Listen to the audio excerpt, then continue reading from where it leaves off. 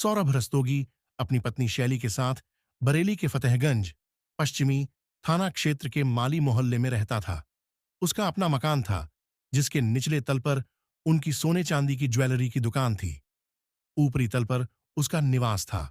सौरभ का नौकर विनोद फतेहगंज से लगभग 2 किलोमीटर दूर खिड़का गांव में रहता था। वह काम करके रोजाना अपने घर चला जाता था। 3 मई की सुबह 9 बजे विनोद सौरभ रस्तोगी के घर पहुंचा और सड़क पर खड़े होकर उसने सौरभ को कई आवाज लगाई, लेकिन ऊपर कोई प्रतिक्रिया नहीं हुई। जबकि रोजाना उसकी आवाज सुनते ही सौरभ बाहर झांकता और उसे देखकर दुकान खोलने के लिए चाबियां नीचे फेंक देता। दुकान के बराबर से ही ऊपर जाने के लिए सीढ़ियां थीं, जिसमें आगे की ओर चैनल लगा था और उसके पीछे शटर। शटर और चैनल दोनों हमेशा अंदर से बंद रहते थे। शटर को थोड़ा खुला देख विनोद आश्चर्य में पड़ गया, क्योंकि सौरभ अगर सामने की दुकान पर चाय पीने भी जाता था तो शटर लॉक करके जाता था। विनोद ने सौरभ के बारे में पड़ोस में पूछा तो कुछ पता नहीं चला। उसने संदेह वाली बात पड़ोसी को बताई तो उसने ऊपर जाकर देखने को कहा। विनोद पूरा शटर खोलकर सीढ़ियों के रास्ते प्रथम तल से होते हुए जब दूसरे तल पर पहुंचा तो सौरभ को हाथ पैर बंधे हुए पड़े पाया। उसे उस हालत में देखकर ही लग रहा था कि वह जीवित नहीं है। विनोद घबराकर उल्टे पैर वापस लौट नीचे आकर उसने पड़ोसी को पूरी बात बताई। उसकी बात सुनकर जरा सी देर में पास पड़ोस के लोग एकत्र हो गए। पुलिस चौकी पास ही थी। विनोद ने इस मामले की सूचना पुलिस चौकी में दे दी। चौकी से अविलंब थाना फतेहगंज पश्चिमी को सूचना भेज दी गई। 15 मिनट में ही थाने के inspector Devesh Singh police team के साथ घटनास्थल पर पहुंच गए। पुलिस मकान के दूसरे तल पर पहुंची तो घर का सारा सामान बिखरा पड़ा मिला। सौरभ की हत्या कर दी गई थी और उसकी लाश बेड पर पड़ी थी। उसकी कनपटी पर गोली लगने का निशान था, साथ ही गर्दन पर भी घाव था। लग रहा था जैसे गोली कनपटी पर लगने के बाद गर्दन से होती हुई बाहर निकली हो। गर्दन पर किसी तेज धारदार चीज से काटे जाने का भी निशान था और गला कसे जाने के निशान भी साफ नजर आ रहे थे। इसका मतलब हत्यारे सौरभ को किसी भी हालत में जिंदा नहीं छोड़ना चाहते थे। इंस्पेक्टर देवेश सिंह ने घटना की सूचना अपने उच्चाधिकारियों को दे दी। सूचना पाकर कुछ ही देर में बरेली के एसएसपी जे रविंद्र गौड़ और सीओ मीरगंज मनोज कुमार पांडेय भी फिंगरप्रिंट एक्सपर्ट्स की टीम के साथ वहां पहुंच गए। एक्सपर्ट की टीम घटनास्थल से साक्ष्य जुटाने में लग गई। टीम द्वारा अपना काम कर ली जाने के बाद अधिकारियों ने घटनास्थल का निरीक्षण किया। करीब 20 गज के प्लॉट में बने उस मकान के प्रथम तल पर किचन और बाथरूम के अलावा एक दीवान पड़ा था। यहीं पर सौरभ की दुकान का लॉकर था, जिसमें वह ग्राहकों द्वारा गिरवी रखे जाने वाले गहने और पैसा रखता था। दूसरे तल पर बना कमरा सौरभ का बेडरूम था, जबकि तीसरे व अंतिम तल पर टॉयलेट था। जिस बेडरूम में सौरभ की हत्या की गई थी वह काफी कम जगह में बना था। एक बेड और एक टेबल के अलावा वहां एक अलमारी रखी थी। इतने सामान से ही पूरा कमरा भरा था। कमरे में रखी अलमारी खुली पड़ी थी और उसका सामान बाहर निकला पड़ा था। अलमारी का लॉकर खुला था और बिल्कुल खाली था। अलमारी और लॉकर के लॉक टूटे हुए थे। कमरे में टूटी हुई चूड़ियां पड़ी थीं। कांच का गिलास भी मेज के पास टूटा पड़ा था। गिलास के कांच का एक टुकड़ा खून से सना हुआ था। सौरभ का गला शायद उसी कांच से काटा गया था। सीढ़ियों पर चाबी के कई गुच्छे पड़े मिले थे। इसी बीच सूचना पाकर बरेली से सौरभ के पिता सुनील रस्तोगी व अन्य घर वाले आ गए। उनसे पूछताछ करने पर पता चला कि गत दिवस 2 मई को सौरभ अकेला था। उसकी पत्नी शैली 2 मई की सुबह नोएडा चली गई थी। उस दिन शुक्रवार होने की वजह से बाजार की साप्ताहिक छुट्टी थी। सुबह पत्नी को ट्रेन में बैठाने के बाद सौरभ अपनी नानी की अंत्येष्टि में बचला गया था। उसकी नानी की मौत भी 2 मई की सुबह हुई थी। नानी की अंत्येष्टि में वह गया तो था, लेकिन घर वालों के रोकने के बावजूद जल्दी चला आया था। घटनास्थल के मुआयने और पूछताछ के बाद यह नतीजा निकला कि इस घटना को पुख्ता योजना बनाकर अंजाम दिया गया था। हथियारों को यह बात अच्छी तरह पता थी कि सौरभ घर पर अकेला है, उसकी पत्नी शैली बाहर गई हुई है। इसीलिए घटना को अंजाम देने के लिए 2 मई की रात चुनी गई। हालात बता रहे थे कि घर के अंदर दाखिल होने वाले को सौरभ अच्छी तरह जानता था, क्योंकि कोई भी व्यक्ति बाहर से घर के अंदर तब तक प्रवेश नहीं कर सकता था जब तक अंदर मौजूद शख्स ताला न खोले। बाहर से ताला खोलना किसी भी तरह संभव नहीं था। सीढ़ियों के पास शटर लगा था जिसमें अंदर से ताला पड़ा हुआ था। फिर सीढ़ियां चढ़ने के बाद एक दरवाजा था, वह भी अंदर से बंद रहता था। अगर किसी ने दरवाजा तोड़ने का प्रयास किया होता तो निशान जरूर मिलते। दरवाजों पर लगी कुंडियां सही सलामत थीं। इसका मतलब था कि सौरभ ने ही अपने किसी परिचित को देखकर दरवाजे खोले होंगे और उसे ऊपर ले गया होगा। रात 9 बजे सौरभ ने विनोद को फोन करके बुलाया था, लेकिन मौसम खराब होने की वजह से वह नहीं आ सका था। इसके बाद ही किसी समय सौरभ की हत्या की गई थी। पुलिस अधिकारियों ने गहन जांच पड़ताल करने के बाद करीब 1 बजे सौरभ की लाश पोस्टमार्टम के लिए बरेली स्थित मोर्चरी भेज दी। मौके पर मिले सौरभ के मोबाइल को पुलिस ने अपने कब्जे में ले लिया। घटनास्थल से पुलिस ने 2 बुलेट भी बरामद किए। उधर सौरभ की पत्नी शैली को पति की मौत की खबर मिली तो वह देर शाम दिल्ली से वापस आ गई। सौरभ के पिता सुनील रस्तोगी की लिखित तहरीर पर इंस्पेक्टर देवेश सिंह ने अज्ञात लोगों के विरुद्ध भादम्बी की धारा 494 और 302 के तहत मुकदमा दर्ज करा दिया। पुलिस ने सौरभ के मोबाइल नंबर की कॉल डिटेल्स निकलवाई तो पता चला कि घटना वाली रात उसने अंतिम कॉल अपनी पत्नी शैली को की थी। उससे पहले उसने 9 बजे विनोद से बात की थी। इन दोनों कॉल से पहले सौरभ की बात एक अनजान नंबर पर भी हुई थी। उस नंबर पर उस दिन भी और उसके पहले दिन भी कई कई बार देर तक बातें की गई थीं। इंस्पेक्टर देवेश सिंह ने उस नंबर के बारे में विनोद से पूछताछ की तो उसने बताया कि वह नंबर बरेली के थाना भेड़ी के अंतर्गत आने वाले गांव जुआ जवाहरपुर की रहने वाली पूजा शर्मा का था। विनोद उसके बारे में इसलिए जानता था क्योंकि सौरभ ने उसे भेजकर कई बार पूजा का मोबाइल रिचार्ज कराया था। इससे पुलिस को यह मामला अवैध संबंधों का लगा। पुलिस ने पूजा के घर पर गिरफ्तारी के लिए दबिश दी, लेकिन वह नहीं मिली। पता चला कि वह 19 अप्रैल को अपने प्रेमी राकेश गंगवार के साथ भाग गई थी। राकेश पड़ोस के गांव मोहम्मदपुर का रहने वाला था। राकेश और पूजा का एक साथ भागना और पूजा का सौरभ से बराबर बात करना इस बात की ओर इशारा करता था कि संभवतः उन दोनों ने ही मिलकर सौरभ की हत्या करके लूट को अंजाम दिया था। पुलिस ने उन्हें शीघ्र गिरफ्तार करने के लिए मुखबिरों को सुरागरसी पर लगा दिया।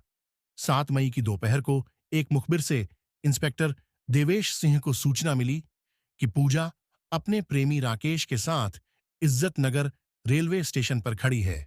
ये खबर मिलते ही उन्होंने तुरंत वहां जाकर दोनों को गिरफ्तार कर लिया। दोनों को थाने लाकर कड़ाई से पूछताछ की गई तो उन्होंने सारा सच उगल दिया। पूजा थाना भेड़ी क्षेत्र के गांव जुआ जवाहरपुर निवासी रामवीर की बेटी थी। रामवीर खेती किसानी का काम करता था।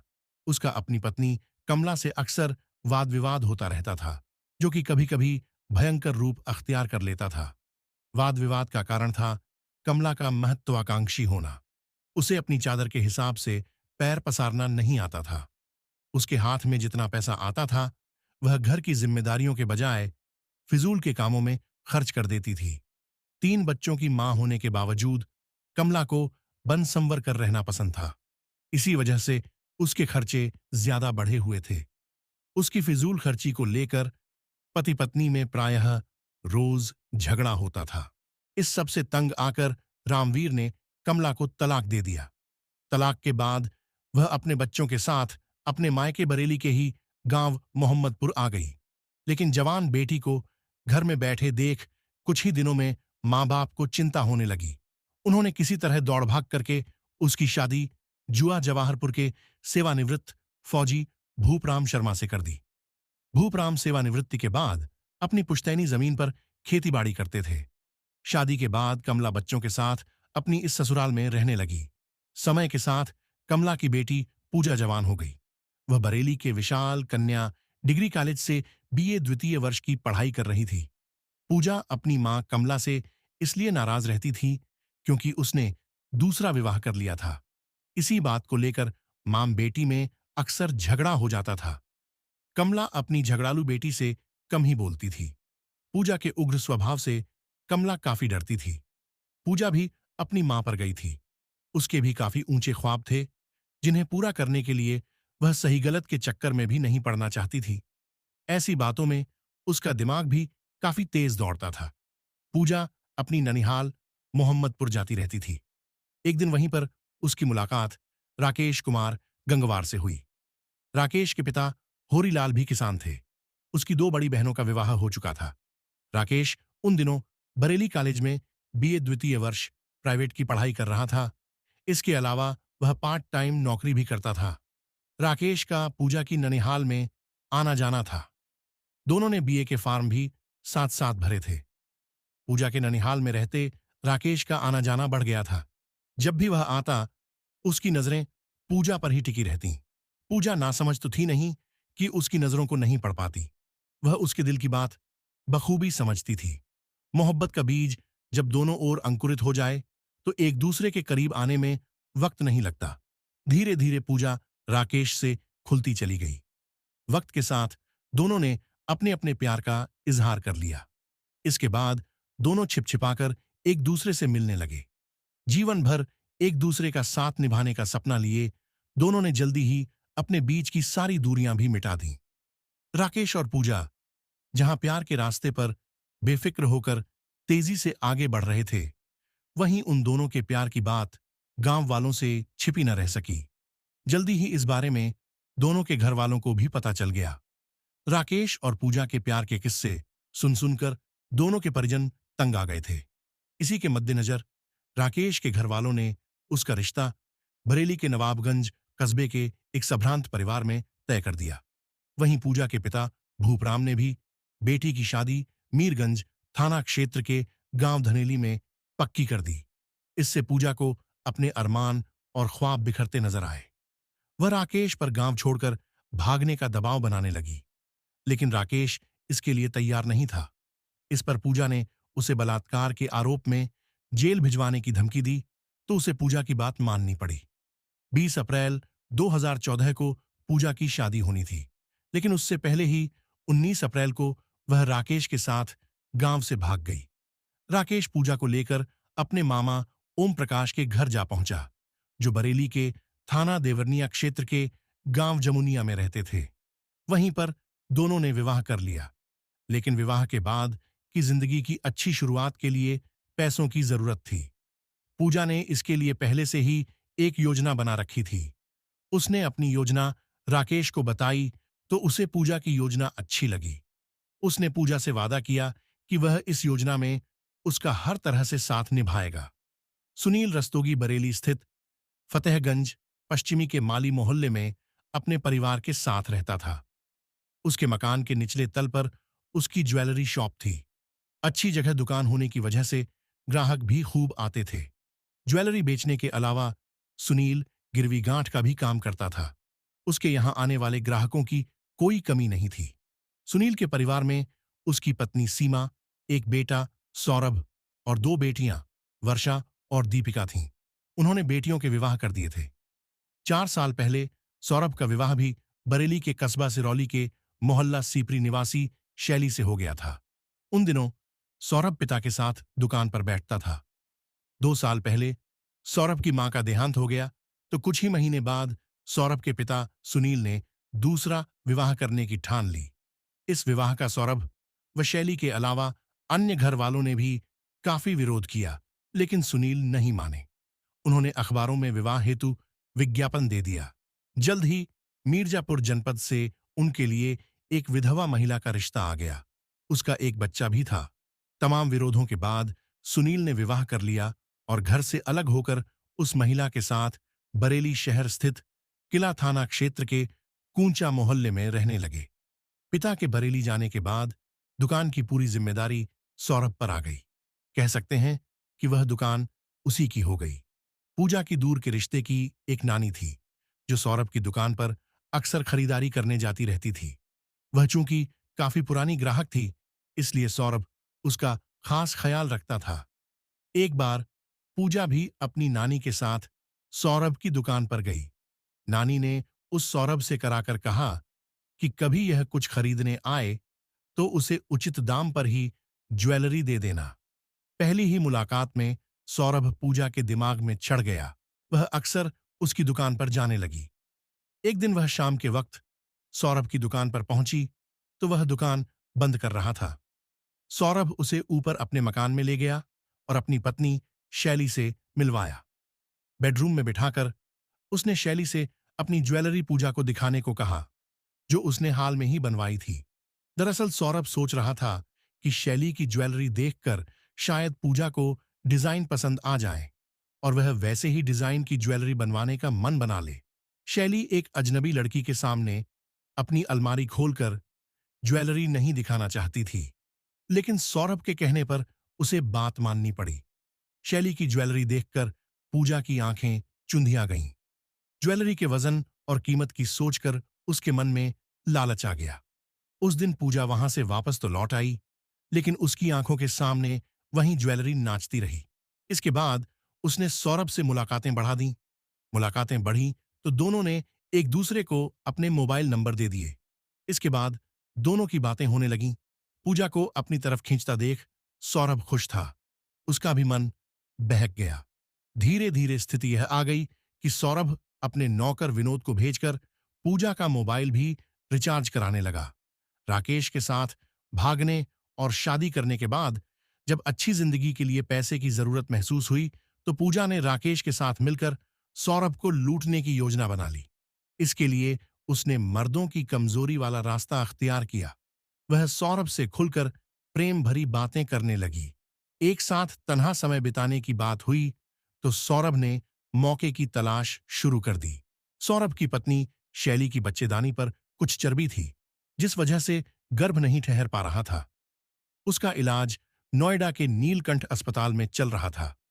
डॉक्टर गर्भाशय की चर्बी ऑपरेशन के जरिए हटाने की बात कर रहे थे। शैली को उसी ऑपरेशन के लिए नोएडा जाना था। सौरभ को पूजा से एकांत में मिलने के लिए यह सही मौका लगा। इसके लिए उसे ऐसा इंतजाम करना था कि उसे शैली के साथ न जाना पड़े। इसके लिए उसने काम का बहाना बनाकर शैली को अपने नौकर जंग बहादुर की पत्नी के साथ नोएडा जाने के लिए मना लिया। 25 अप्रैल को शैली के जाने की योजना बन गई। सौरभ ने पूजा को फोन करके उससे घर पर मिलने की बात भी बता दी, लेकिन ऐन वक्त पर किसी वजह से उस दिन शैली का जाना स्थगित हो गया। इस वजह से उस दिन सौरभ और पूजा नहीं मिल पाए। 2 मई को सुबह सौरभ शैली को नौकर की पत्नी के साथ लेकर बरेली जंक्शन गया और 6:30 बजे दिल्ली जाने वाली आला हजरत एक्सप्रेस से उसे दिल्ली भेज दिया। वहां से उसे नोएडा जाना था। पत्नी को भेजने के बाद सौरभ ने 8 बजे सुबह फोन करके पूजा को मिलने के लिए बुला लिया। उस दिन शुक्रवार था और शुक्रवार को मार्केट की साप्ताहिक छुट्टी रहती थी, इसलिए उस दिन दुकान खोलने की भी मजबूरी नहीं थी। प्रोग्राम के हिसाब से सब कुछ ठीक था, लेकिन तभी सौरभ को नानी की मौत मिला। मजबूरी थी, इसलिए न चाहते हुए उसे बेमन से कछला जाना पड़ा, जहां उसकी नानी की अंत्येष्टि होनी थी। वहां पर भी पूजा ने उसे 3 से 4 बार फोन किया। पूजा से एकांत में मिलने की तमन्ना सौरभ के सिर चढ़कर बोल रही थी। अंत्येष्टि के बाद जब वह जाने लगा तो घर वालों और रिश्तेदारों ने उसे रोकने की काफी कोशिश की, लेकिन वह नहीं रुका। शाम लगभग 6:30 बजे तक वह अपने घर पहुंच गया। उसने घर पहुंचने की खबर पूजा को दे दी। इसके बाद पूजा राकेश के साथ बाइक पर बैठकर सौरभ के घर के लिए चल दी। बाइक राकेश के मामा ओम प्रकाश की थी। रात 8 बजे वह सौरभ के मकान से कुछ दूरी पर उतर गई और सौरभ के घर की तरफ चल दी।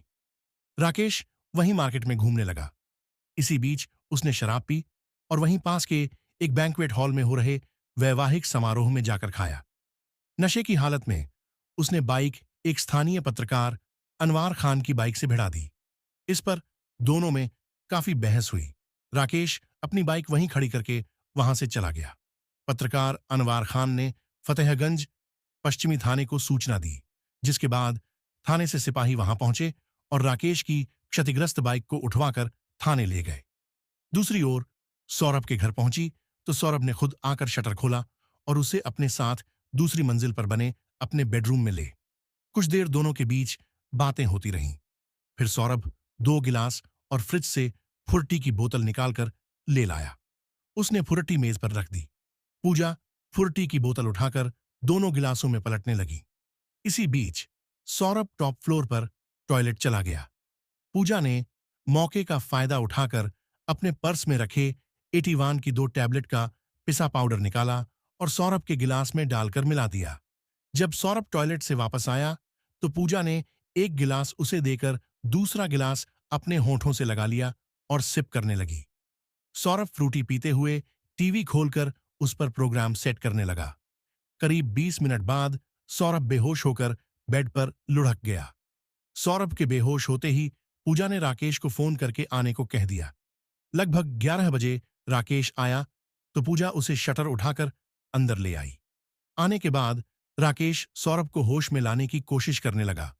वह होश में आया तो राकेश ने 315 बोर का तमंचा तानकर सौरभ को पेट के बल लेटने की हिदायत दी। डरकर सौरभ पेट के बल लेट गया। पूजा ने सौरभ के हाथ पीठ की तरफ लाकर अपने दुपट्टे से बांध दिए। साथ ही उसने सौरभ के पैर भी उसकी शर्ट से बांध दिए। इसके बाद राकेश ने अलमारी की चाबी मांगी तो सौरभ ने देने से इनकार कर दिया। इस पर राकेश ने उसे डराने के लिए तमंचे से एक हवाई फायर किया। उसने एक बार फिर चाबी मांगी, लेकिन सौरभ ने चाबी देने से फिर मना कर दिया। इस पर राकेश को गुस्सा आ गया और उसने सौरभ की कनपटी पर तमंचे की नाल रखकर गोली मार दी, जो कि गर्दन के पार होते हुए बाहर निकल गई। सौरभ ने उठने की कोशिश की, लेकिन हाथ पैर बंधे होने के कारण वह गिर पड़ा, जिससे मेज पर रखा फुर्टी का गिलास टूट। उसी गिलास के टूटे कांच से राकेश ने सौरभ की गर्दन काटी। उसके बाद उसने बेल्ट से उसका गला कस दिया, जिससे सौरभ की मौत हो गई। सौरभ को मौत के घाट उतारकर राकेश और पूजा ने अलमारी का लॉक तोड़ा और उसके अंदर बनी छोटी तिजोरी का लॉक भी तोड़कर उसमें रखी 650 ग्राम ज्वेलरी और लगभग 4000 रुपए निकाल लिए। यह सब करते करते रात का 1 बज गया था। काम हो गया तो दोनों वहां से निकल आए।